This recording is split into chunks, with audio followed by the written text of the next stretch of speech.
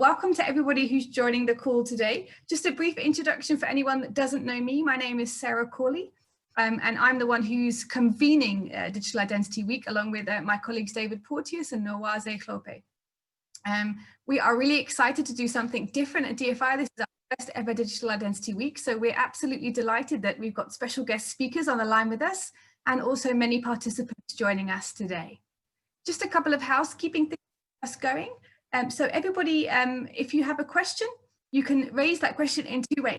You can either pop a message in the chat function, which one of us will pick up and either manually answer by typing an answer, or we'll raise it as a question at the Q&A. Plus also you can pop your hand up as well, and then we can see who has their hand up and go around and ask each person's questions. It's really important that we make sure that we cover what you want to know, what you want to hear. So don't be frightened about asking questions, just pop up your hand.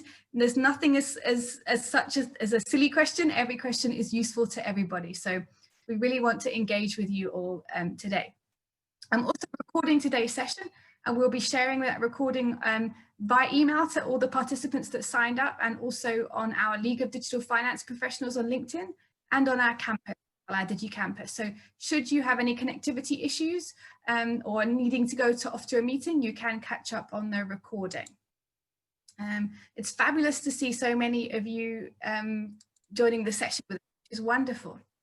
I want to start off just by reminding you of one of the other reasons why we're convening Digital Identity Week. So a good part of our reasoning behind joining putting the session together, to try and give all of our alumni, our community, a bit more of an insight as to what's been happening recently in digital identity. But the other was to work with the Central Bank of Eswatini. So one thing I always feel, we often can be a little critical of our regulators, sometimes for perhaps justifiable reasons, but other times not so much so. And I think what is happening in Eswatini is incredibly brave.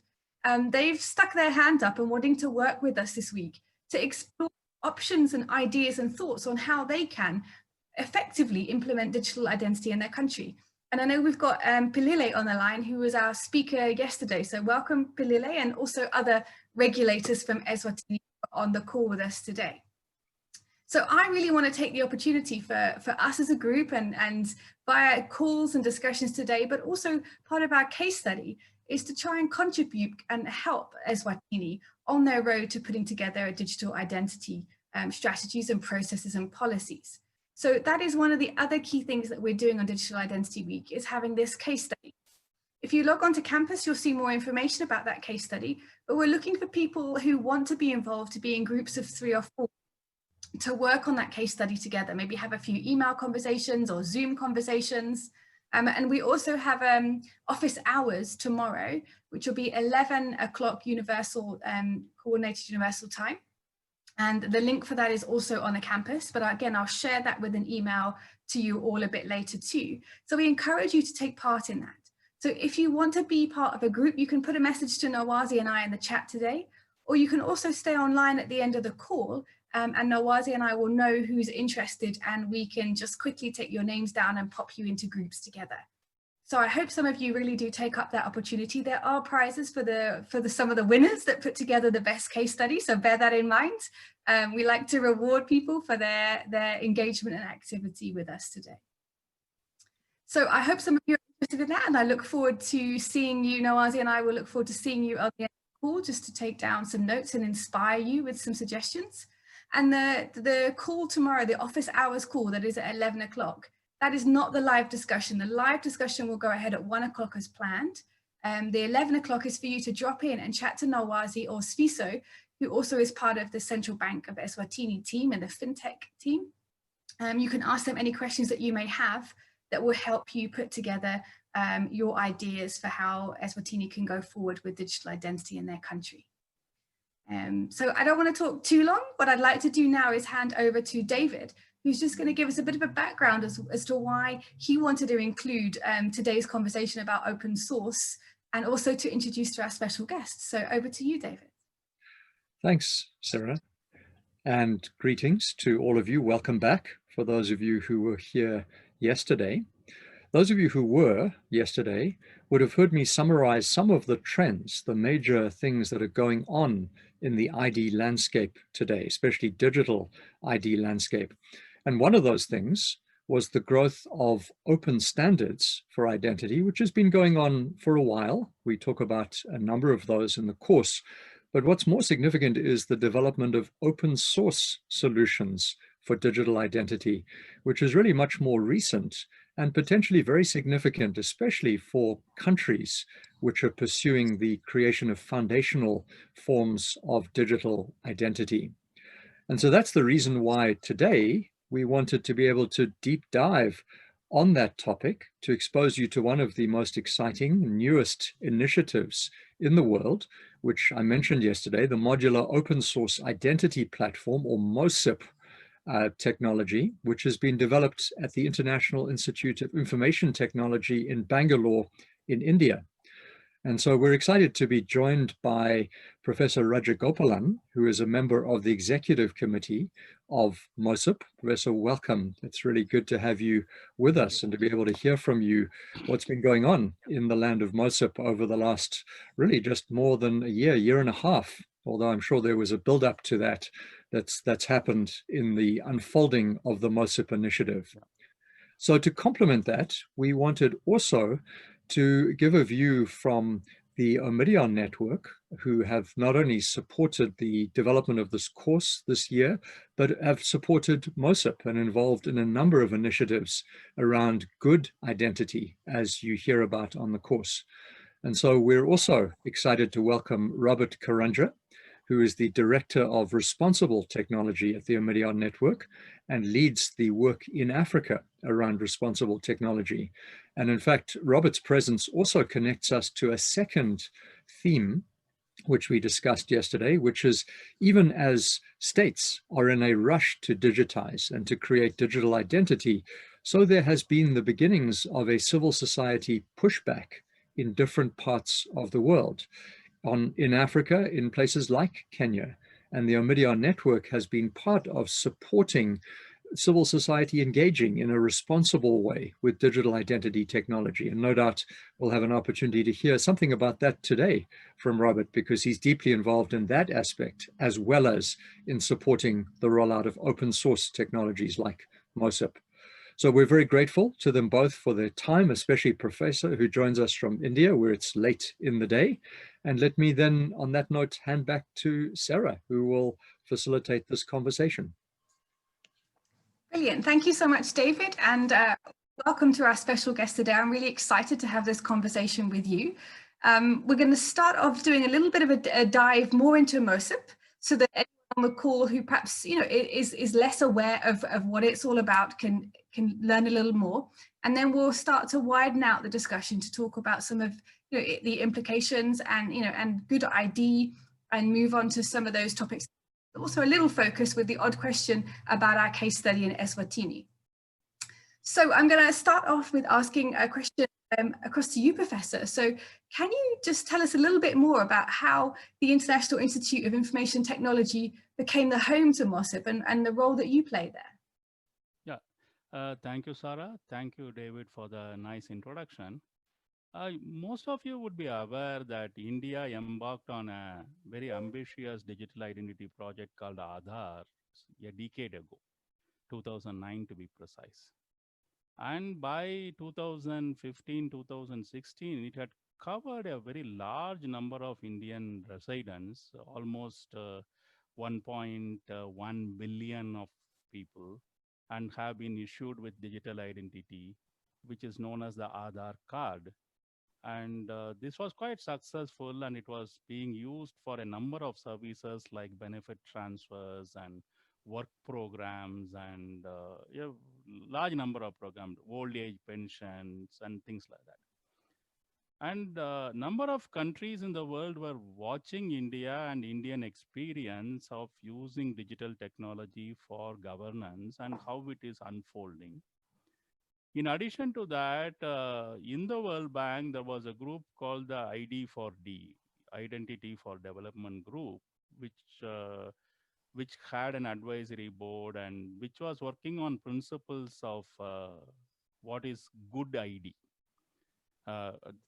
because as David mentioned, there was pushback on anything digital in identity, as whether it will lead to profiling, police state, etc., from number of civil society groups across the world. Even Aadhaar faced that. There had been even cases in the India's federal Supreme Court on whether Aadhaar should go or not go. So what would be a good ID? And this group was working on it, and they came out with in 2016-17 10 principles of good identity. So at the time, a number of governments from Asia, Africa reached out to Indian government and say, would you help us to set up a foundational identity program? And there were quite a few visits to India from Morocco, from Philippines, from Sri Lanka, from many other countries, Tanzania, and lots of countries visited India, had a first-hand experience of how the identity program works. They even visited towns and villages, and they were wanting India's help in setting up their digital identity program. But Government of India's digital identity program is a kind of a proprietary system. It is designed for India, for the Indian context in mind, and it is a kind of a monolith which is owned and maintained by the Government of India. So you could not just distribute Aadhaar to the world, because it is very bespoke, custom built for one particular environment. So there was some need to build something which is available to many countries and which incorporates the foundational ID principles, good ID principles, which takes into account the kind of debate that has been going on in the world among the civil society, among the governments over the last decade. And so there was a need to set up some system which would help various governments in the world. And a thought occurred to us that why not develop it in open source? So anybody from anywhere in the world not only can make use of it, but can also contribute. The whole thing is transparent, available, and people could examine the code, whether it is privacy protection, whether it is data protection, whether it has anything to do with surveillance and whatnot, and people could contribute. People could add their own code. They can build their system. So it was decided that India would become a hub of an activity where we would start with the open source digital identity program. So that was first decided, and Omidyar Network, Bill and Melinda Gates Foundation, the Tata Trusts in India, they all came together saying that we would support this venture. And second thing was, what would be the home for this? And that home for this has to be, obviously, the choice of Bangalore was a no-brainer, because Bangalore has the largest number of software developers in the world. Close to 1 million software developers are there in Bangalore. So it has to be in Bangalore. Second, they were looking for institutions in Bangalore which could host that. And IIIT Bangalore, International Institute of Information Technology Bangalore, has been in the vanguard of assisting Government of India and federal state governments in Bangalore in a number of e-governance activities. We have been for example, the design principles and the policy regarding networking all villages in India, 600,000 of India, was done at the institute. We have done quite a bit of work with India Post and number of other things. So it became an obvious choice that this could also be housed at the International Institute of Information Technology, Bangalore. And so we participated in those discussions, and that's how it came. And within the institute, that a number of my colleagues and me, we all work very closely in the government. For example, even now I have been working with the a large utility company which has about close to 11 million customers, on trying to get their Information Technology Act together, etc. So I was requested to lead this project. That's how I came in, because of my involvement with government for more than 30 years in a number of programs, number of technology programs in the state of Karnataka, as well as in Government of India at Delhi level. So I have long experience with the government. So I was requested to lead this. So that's how it came. And we actually started more than 2 years ago, as Sarah mentioned. We kickstarted this activity in 2018, August. And that's how we have come. Yeah. Wonderful, and it's such an honor to have someone with your credibility and experience and knowledge joining us on the call today. So thank you so much for agreeing to share with us your thoughts. We really appreciate it. So my second question to you is, what are the use cases within digital ID that MOSIP currently provides, but also maybe what it intends to provide in the future as well? Let's say, actually, we do not provide any use cases, to be very honest. We provide the digital identity platform with which you can build a foundational digital identity system. What this digital identity system is going to be used is the responsibility of the government. For example, we are working with Morocco, where it is going to be primarily used for social benefit transfers and the health and education sectors. We are working with the Philippines, where it will be used for the COVID care and benefit transfers and work programs and things like that. So each government has got its own way of saying how will foundational ID will work.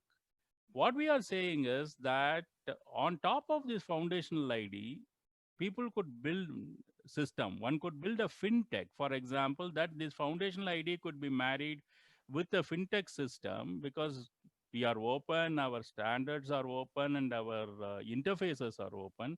They can interface it for, let's say, something similar to United Payment Interface, which India is using. There is something called United Payment Interface in India, which was developed by the national NCPI, the National Commission on Payment Interfaces, and that is now being used on an average by about 1 billion transactions a month.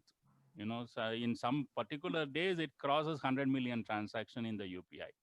So that kind of thing people could build on top of our foundational ID system. Currently, we are focusing on providing governments with a very robust foundational ID system. But we are also working with other open source communities who have developed various use cases to see how we can integrate these two together and show a reference design for some applications. For example, that Oslo University has this DHIS, the health information system. DHIS2 is now being used in more than 70 countries in the world, which was developed originally at the Oslo University. And we are talking to the DHIS people to see that how we can integrate DHIS system with the MOSIP system. So a country which adopts MOSIP can also adopt DHIS and can have an integrated health information system. We are talking to the Open CRVS group, which is currently working in 5-6 countries, including Bangladesh, on the civil registry and vital statistics. And we are trying to integrate MOSIP with them as a reference design. We are working with ID Pass, the identity systems. So we are, and also we are trying to put together a sandbox at the Singapore-based the banking BIS hub, so that international transfer payments could also be routed through something with a foundational ID. So these are the things. We are not going to develop any end-to-end use cases. One of the advantage of the open source is that we could welcome anybody else to develop applications along with us, and we could work with them and create end-to-end solutions as a reference design, and the whole thing will be in the open source. So others could also benefit. For example, that if we create an open source health information system for Ethiopia along with DHIS, people could take a look at the Ethiopian experience and can adopt it into their country's needs. So that's what we are going to work. We are inviting people from across the world, from all countries. So even in this audience, if there are people who want to develop applications, say, for example, for providing a small amount of loan to people on the small hawkers and small businessmen, or if they want to develop a primary school education system or something, we are more than happy to work with them and provide all kinds of assistance so that it could help in development and a large number of use cases. So currently we are working with DHIS, OpenCRVS, ID Pass as 3 use cases, but we are welcoming others to work with us. So you're beginning to build a community there of developers, of ideas, of countries that MOSIP are going to be working with. Yeah. And you mentioned Morocco and the Philippines. Are there any other sort of, and also Ethiopia? What other countries are you working with, and what kind of stages are they at? See, Morocco is actually on the way to roll out. Morocco is a very interesting case, and I think others should know about it. Morocco actually signed with us a memorandum of understanding in 2018. 2018 August, we signed that in Rabat in Morocco.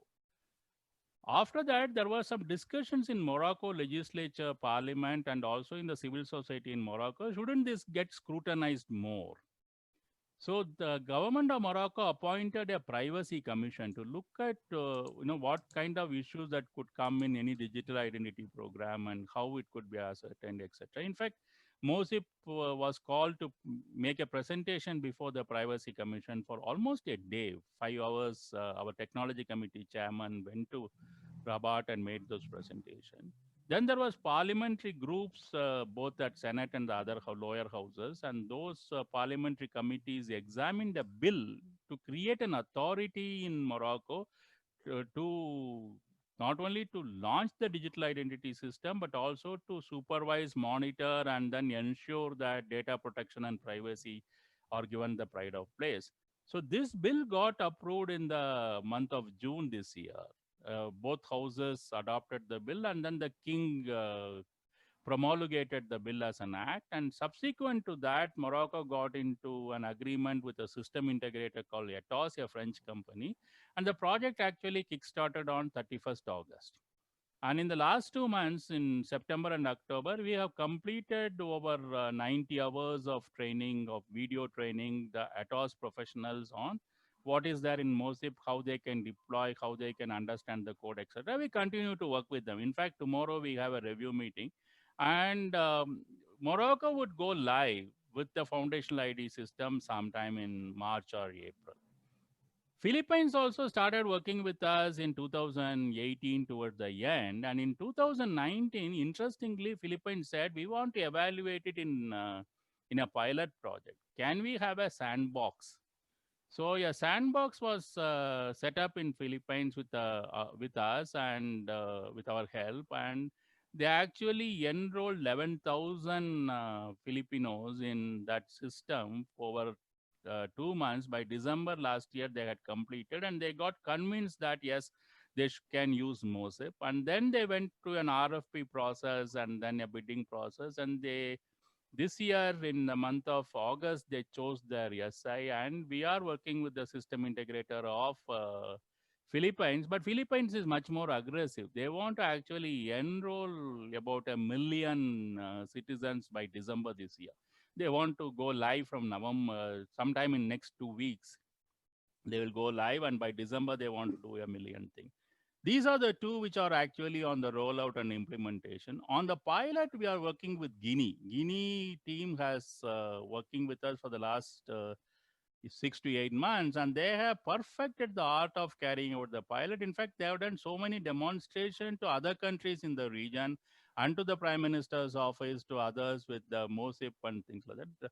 They are now setting up, there is some election that has happened in Guinea, so there has been a small delay in the program. Otherwise, they would set up, they would enroll about 5,000 citizens in the month of December, and based on the experience of the citizens and other groups in Guinea, they would go forward with the MOSIP program. And two other countries have signed up with to evaluate and set up the pilot. One is Ethiopia and another is Sri Lanka. Ethiopia had mobilized a team of 6 engineers to work with us, and those have been able to actually, without even having to talk to us much or train with us much, they download the code in GitHub and they deployed it with using the guidebook we have given and the manuals we have given, and they have been able to demonstrate, yes, they were able to deploy it. And then they talked to us saying, we have deployed it and now we will have certain doubts which we want to clarify. So we are working with Ethiopia. There also there is some small hold up because of some political development, but it will once again kickstart. And Sri Lanka is the last country where just 3 weeks ago we signed a memorandum of understanding. Sri Lanka wants to use it for benefit transfers, for subsidy program in agriculture and for education, and they want our help in also building up the end-to-end system with somebody in Sri Lanka. Sri Lanka has a very strong open source community, the Lanka Software Foundation, so we work with that open source community. These are the countries currently we are working with. There are countries like Sudan, Tunisia, Samoa, and others have shown interest, Mexico and Ecuador and have shown interest, but they're all at various stages of conversation. Yeah. Great. So it's really interesting. Morocco and Philippines are the ones to watch. They're going to be rolling out soon. Maybe we'll be able to get an update from you again next year about how they are going, which will be really fun. And they're a large country. Morocco is 36 million residents, and Philippines is 110 million residents. Mm. So they are fairly large countries with whom we work. So if once they have rolled out their experience and the lessons from their deployment, would also keep appearing in the GitHub. We put everything in the open. So great, and maybe Eswatini will be next on that list after this. Who knows? So another question for you. So is open source ID likely to work in all contexts, or are there sort of in country environments which, you know, are more set up for open source, more and others that maybe are, you know, maybe challenging? Can you give us some thoughts on that? Open source should work in all environment. That is the idea of the open source. But what normally happens is that if, for whatever be the reason, any country wants to completely keep its identity system confidential, for whatever be the reason, they may not want to expose the code in the public domain because they might suspect that there could be vulnerability because the code is exposed. But that's not the case. There's a very large number of open source projects which are also very secure, which is and in fact in MOSIP our security is one of the highest level of security possible. So mainly because you are using a code which is available in the open source, the system becomes vulnerable is not correct. To give an example that Linux is an open source, that doesn't mean that any system which is built on a Linux server is vulnerable. No, it's not vulnerable. It's one of the strongest secure system. And same is the case with MySQL or PostgreSQL kind of databases. They are quite secure merely because code is available. So I believe that any country can make use of it. In fact, at some point of time, we were asked these questions, you know, saying that you are providing the code in the public domain. So some country can actually, without even talking to you, download it, install it, and set up a system, and then make use of it to profile their own citizens. So my reaction to that is twofold. One is that we have built in all kinds of features which provides the data protection and privacy, but it is up to the configuring country and the system there to see whether to make this available to the people or not. To give you an example, one of the privacy features which we built in is called the user consent portal. The idea there is that whenever an identity system is used later on, like you have registered, you have got an identity, and then you want to use the identity to access some benefit, say maybe to open an account in the bank for the know your customer eKYC transaction. What we have built in is that at every time you could switch on or switch off your consent, not only for overall of saying who would get the information about you, who can be authenticated, etc., but at what fields of information are transferable and what fields are not transferable. And at every transaction, without your consent, even authentication will not get passed on to the other receiver of the information. Second, we are also building what is known as, there is a provision to build something known as a zero knowledge system.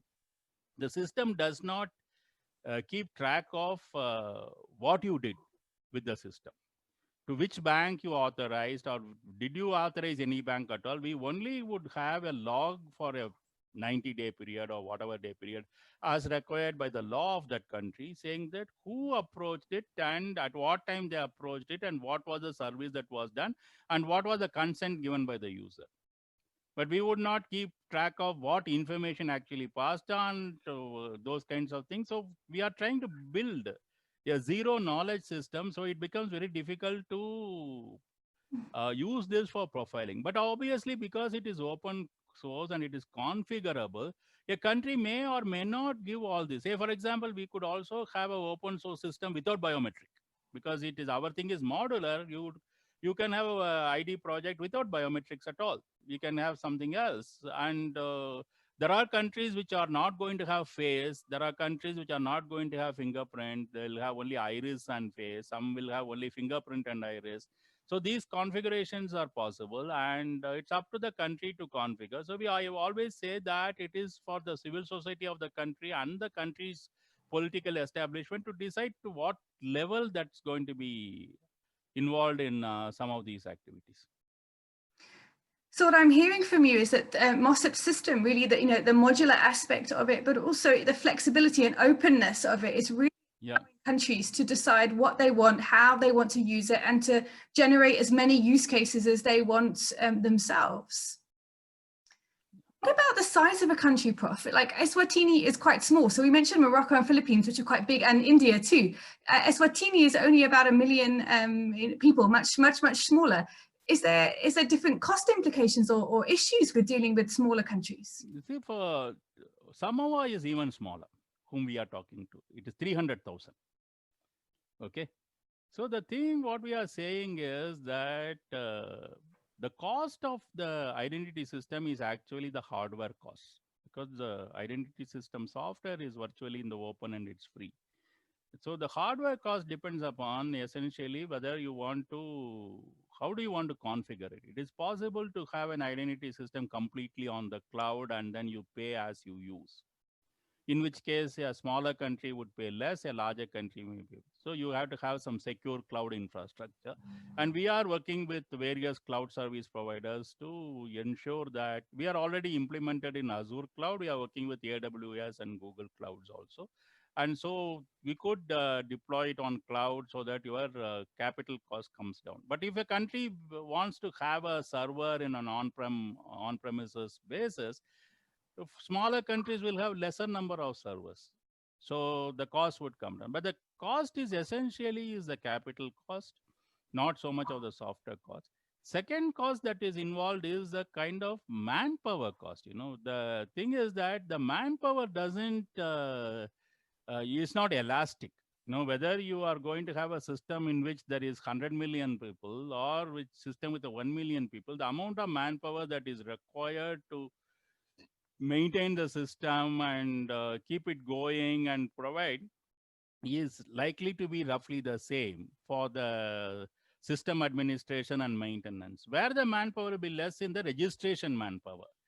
To register only 300,000 people, you may not need many end-use devices. So the cost will come down there. But the cost of software maintenance and system administration is likely to be roughly, of course, if you want a 1 billion, you have a large number of people, but it is not 10 times the 100 million people, you know, it may be twice the 100 million people. That's the kind of stuff. So that's the only thing. And in fact, somehow, so what we are also trying to do, though it is still on the thought process, our technology committee, is it possible for us to make something called identity in a box? The idea is that you make this into a product, and then you tell the country, smaller country, here is a product, it's a plug and play. But then we make the choices there in the identity in a box. Say, for example, that if you are going to use biometric, let's say a fingerprint scanner or an iris scanner, currently about 20 vendors are MOSIP compliant or getting to be compliant. 6 vendors are already compliant with MOSIP. Others are getting evaluated, testing, etc. of the MOSIP thing. Similarly, for ABASE also, we have 6 vendors. 2 of them are already compliant and they are being used. So what we may have to do in this digital ID in a box is to make some choices ourselves on some of these other products that has to be integrated, and then offer to a country saying that here are the menu card kind of thing. Say, for example, you have this a la carte. You choose the biometric device supplier, you choose the ABIS, and we will provide you a completely integrated version which can plug and play as a digital ID in a box. We are thinking of it and doing that so that it becomes easy for them to deploy it. If somehow maybe our first test case where we are doing something about it. Great, thank you. And I'd love to bring Robert into the conversation here. So Robert, tell us a bit more about your thoughts about open source and why Omidyar was really keen to support MOSIP. Thank you, Sarah. Thank you, David, and the rest of the cohort at DFI. I think from Omidyar's perspective, we were very aware that several countries around the world, I think Professor has referred to some of them, were keen on rolling out identity systems. And more so in Africa, where our ID in the digital economy is focused, we knew that several countries, maybe even up to 10, if not 15, were keen on rolling out ID systems over the next couple of years. So it was important for us that these countries roll out what we would define as a good foundational digital ID system that is not dependent on a few vendors. So we avoid the vendor lock-in issue, because there are some great vendors out there, but the fact is that should countries decide to go with vendor A over vendor B, then should they down the road need to adjust the system, to make all sorts of different changes, then the issues of vendor lock-in will come in. So we were really looking at a solution that avoids vendor lock-in, and also a good ID solution that had a low cost of implementation and would suit the specific needs of these developing countries. So MOSIP stood out to us because as a service, it's free to use, for these countries. I think Professor, of course, referred to the cost implications being on hardware, and of course, the experts or the labor that you would need to run that system or roll out the system. Again, MOSIP is also modular, so countries can pick and choose from a menu of items, the features that they would need and the ones that they don't need. Some of the commercial solutions tend to give you, I would best describe it as going after a mosquito with a bat. It's a bit over the top, right? So a modular system would be something that's more ideal, and countries then would look at a menu and would decide what they would like to pick. And then, of course, open source. Various stakeholders in a country externally can also contribute to code, right, and integrate services. So whether it's payment platforms, they could put in birth registration. In some countries, have expressed an interest in having, say, a mobile number for life, right, and that mobile number is attached to an individual, and also it empowers citizens to self-register themselves. And of course, even vendors can build applications and services on it. And I think, if you look at the COVID, some of the implications of the COVID pandemic, it's really brought out the underbelly in some of our countries, especially across the continent, that they were simply not ready to start sending out cash transfers, because some of them had very little knowledge of who are they sending cash transfers to. And in some cases, if you did not have a unique identifier of the recipients of cash transfers, you'd end up sending cash transfers twice, thrice, or 4 times to the same individual, and others would miss out. And then finally, of course, other platform services can also be integrated into MOSIP, such as KYC for a payments system. And so the Omidyar network, together with others, including Gates, have invested in MOSIP, and we feel that MOSIP does provide the countries that we work in, especially across the African continent, the best solution to rolling out a foundational ID system as compared to the commercial systems. Thank you for that insight there, Robert. And obviously we have the good ID, which came and has been an important part of what Omidyar Network is talking about. How would open source satisfy? How can it make sure it satisfies against that criteria, and governance as well? So what kind of governance do countries need to think about when putting together these kind of systems? Great, thank you, Sarah. You are correct. Omidyar Network has also supported the Good ID platform, and looking at issues on privacy and security, of course, inclusion, transparency, and accountability. And it goes without saying that an open source platform such as MOSIP will tend to cover most of these bases quite effectively, right? But there are, of course, governance issues that countries do need to address. And one of the biggest ones that we've seen across the continent is public participation as they think about rolling out a foundational ID system, and really having stakeholders provide their input, particularly the civil society, because it doesn't hurt to receive a diverse opinion if it is going to improve the end product of what these countries want to roll out. In some cases, countries have, of course, gone ahead and rolled out foundational ID systems with little reference to other stakeholders.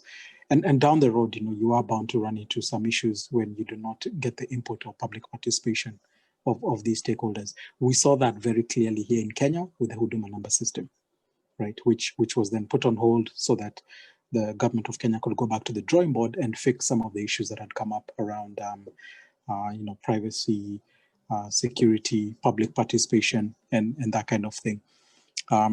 Sarah, you may recall that Togo, for example, rolled out cash transfers during the COVID pandemic to facilitate or to cover vulnerable sectors of their population. And because they did not have a foundational ID system in place, they actually used their last voter register to send out these cash transfers. So you can imagine how gray that is, right? If that voter register is not well thought through, you have not cleaned up the data, you could be sending money all over the place. You have no idea who's receiving those cash transfers.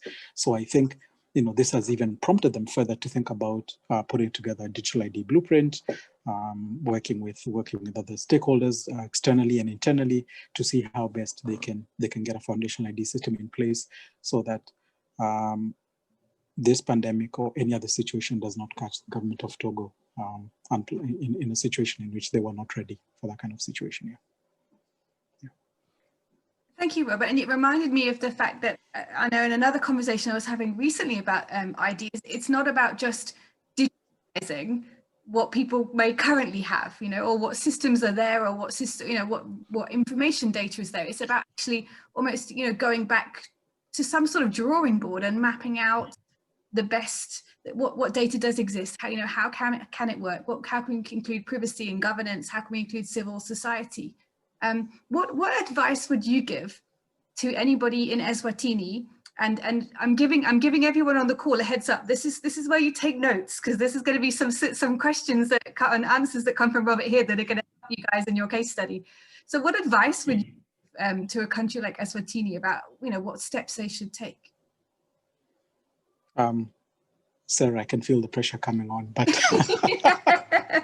but I mean, I think Professor referred to we're the very early stages of talking to, say, the government of Sudan, and I think what we've seen as a critical as a critical focus when they're thinking about rolling out a foundational identity system is getting buy-in or ownership from the various stakeholders within government first, who will need to be involved in rolling out this foundational system, ID system. And what do I mean by that? So the Ministry of Finance, for example, would need to be involved. Regulators would need to be involved very early on. In this case, the central bank, the communications authority. You would also then need to get telco operators involved. They're the ones who own and manage and run the mobile money platforms. You need their input very early on. The national switches, right, which may be private or public, you do need to get those involved very early on. And because the sooner you can get these technocrats around the table speaking to one another, then the easier it is to develop a roadmap, right? I don't think the rollout of a foundational ID system can be left to one lead ministry, for example, and not have everybody else involved. You do need to have the key actors, the key stakeholders within government from the regulatory side involved very early on, so that you can cover the basis, because the central bank, for example, will come out and tell you, well, we need to think about these aspects of KYC, right? We need to think about issues around terrorism financing, for example. Central banks around the world do have to put in place certain measures to make sure that their countries are not used to channel funds to organizations that may be blacklisted, right? You do need to think about what is the role of mobile money operators, and is there enough skin in the game to make it profitable for mobile money operators? And so getting these technocrats on the table very early on, I think, is important, so that we can then develop a roadmap, and then everyone else can plug in from that point on. We've had, I would say, going on maybe 6, 7 discussions directly with the government of Sudan, and they've also had their own internal discussions going on. And I think it's that kind of interaction that helps us. In fact, right now, I was just earlier on, Sarah, before we started the call, I was looking at a question bank, which we're sharing across. And the question bank is growing day by day, because the regulator comes with a question, the telco operators will come in with a question, the central bank may come up with some questions, the ministry may come up with some questions. And so as we start thrashing out this information minefield, if you like, then you come up with a credible roadmap, because all the stakeholders have been included from the beginning. It's difficult, it's not easy, but it has to be done. Great, some great advice, but like you were saying, if the use case is going to be very wide within the country, we need to have as many people within the governments on board, so that everything can connect up together. Sounds fantastic, and getting everybody talking about it early rather than later. Absolutely. Prof, I'm going to come back to you and ask you, so if Eswatini or any country that is interested, that may be on this call, is thinking, wow, this sounds like a potential idea, how do they go about engaging with MOSIP? What do they need to have perhaps thought through in advance before having a conversation with you that can be meaningful and useful? Sarah, what I thought is that I would start by addressing some of the questions that has come in the group chat, because that would also lead to this. Perfect. One is a general doubt. No, you are in a university and you are developing, and what is the guarantee that you are going to survive for long? And you are an open source. What's the commercial implication? What's the business model? No, you are giving things free, and 5 years down the line, will I get update? Will I get, if a new computer operating system is invented, whether this will run on that, etc., etc. That doubt is always there, because if there are commercial interests, you don't ask that question. Nobody would ask a question to Microsoft saying that, are you going to be around? I am buying your office, but what happens after some time? Because you know that commercial interests will try to keep them going, and especially with university systems and foundations, you have this nagging doubt. What we are currently doing to allay some of these fears is that we enter into an MOU with every country saying that we would support them for about a 3-year period. During this 3-year period, whatever bug is identified, we would fix it, and whatever upgrade that comes in, we will provide them, we will train their manpower, etc.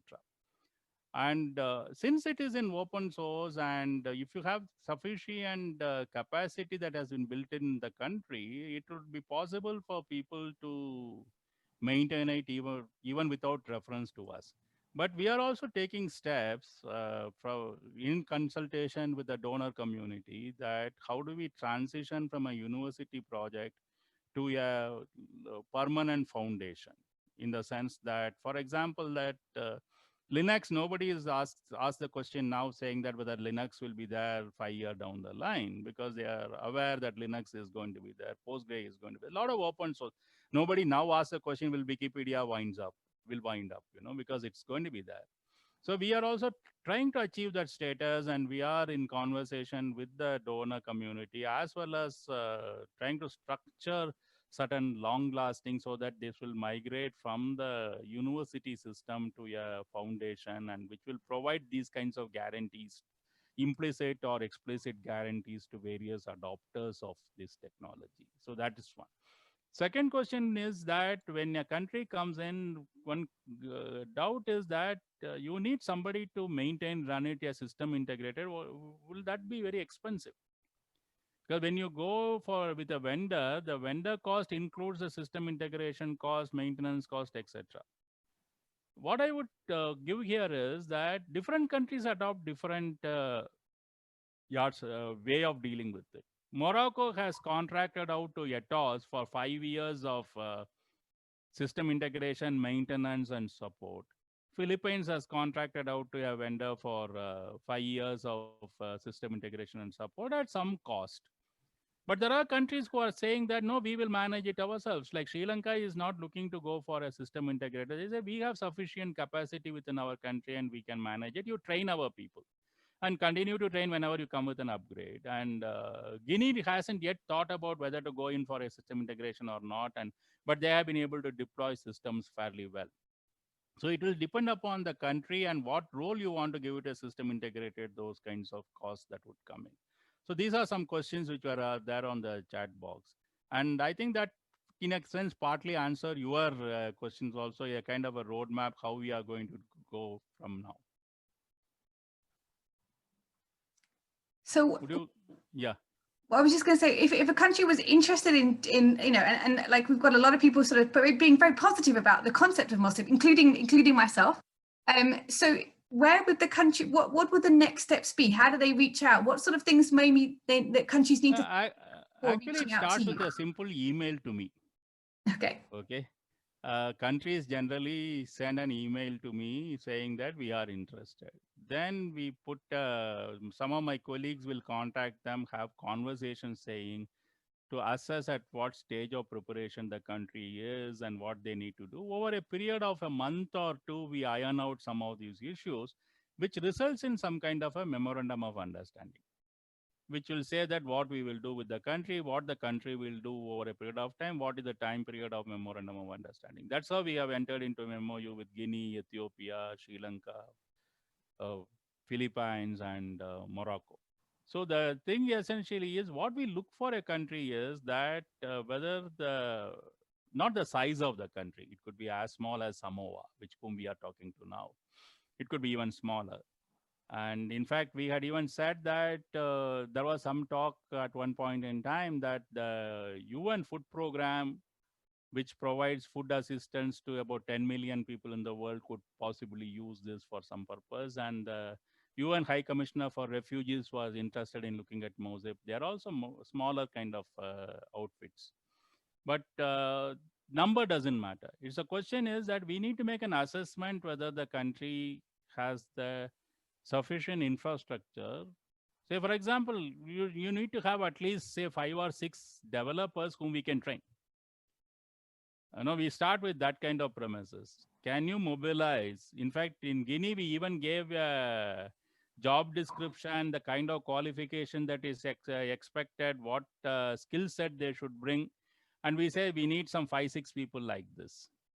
And Guinea actually went and recruited them within Guinea. So that is the first step. Do you have 6 people of certain capacity to start receiving this MOSIP code and getting trained, talk to us, and then install it in, and then see how it works, etc. So that's the initial stuff. That's what we would want that. Second question comes is that what is the infrastructure? For example, Philippines consists of 5,000 islands. And some of the islands do not have a good communication capacity. So we need to make an assessment of the communication, because where the communication, that is what I mean is telecom infrastructure is not robust, we can't have a online mode at all time. We have to, MOSIP has to be configured to do certain things in an offline mode, and then when the connectivity is available to update the system, but that could introduce some latency. How do you handle that latency? How do you create packets, verify them, store them in an encrypted form, but send it only when the connectivity is good, etc. So those kinds of details. So we first look at manpower. Second, we look at connectivity issues. Third, we really look at it is there a kind of a pressing need? Is it because the country wants to get onto an identity program for the sake of the identity program, saying I have this, or is it for certain pressing need, in the sense that is it for their banking, is it for their benefit transfer, is it for work program, is it for something where there is or even for their elections? You know, what is it for, and whether they have sufficient effort in creating those follow-up systems, because identity system doesn't stay as in isolation in an island. It has to be linked to some use cases. You know, you give somebody an identity, but if he cannot use the identity, nobody would come forward to have that identity. So you have to use the identity. So what is the use case? We also look into that in our evaluation and work. But as I said, it just starts with a simple email. Then we get into these conversations, and over a period of 2 months or so, we arrive at some readiness, and then we say, okay, we will get into the MOU with you, and we will help you to first understand, do a pilot maybe, and see for yourself, then help you with the entire process. You know, if you want us to suggest you want to hire a vendor for SI, system integration, we will help you in writing the RFP if it is required, you know, those kinds of stuff. And how lucky are we to have the main man that you need to email on the call with us today. So hopefully people now will feel confident in reaching out to you, having met you today, and you being part of our community. That breaks down one of the initial barriers, and it sounds like there's a lot of support to really help countries through, you know, what is the best solution, where are they, what are their needs, what are the use cases, to try and make this a success. So, you know, it's not just about providing code and tech, it's actually, you know, about helping people through the journey as well, by the sounds of things. Brilliant. Well, we've only got a couple of minutes left, so I'm just going to briefly hand over to Robert and then David, and then for the final sort of closing thoughts for the session. So Robert, anything from you want to close with us for? Yes, Sarah. First of all, thank you very much for having us on today. I think it was very useful, and I'd definitely love to continue the discussion over the next few weeks, few months. And also thank you for the introduction to the community of practice. My closing thought is, you know, we of course do understand the importance of ID, and we are really looking at the importance of ID, or ID as a cog in Africa advancing a digital economy. Right, so looking at ID as one of the key cogs that can advance a digital economy. The fact that as of January 2021, the Continental Free Trade Agreement will now be completely up and running. The countries that need to endorse it have signed off on it. We now have a secretariat. It gives us an even greater urgency for many African countries to think about rolling out a credible foundational ID system that can also help these countries integrate into the Continental Free Trade Agreement and trade with one another.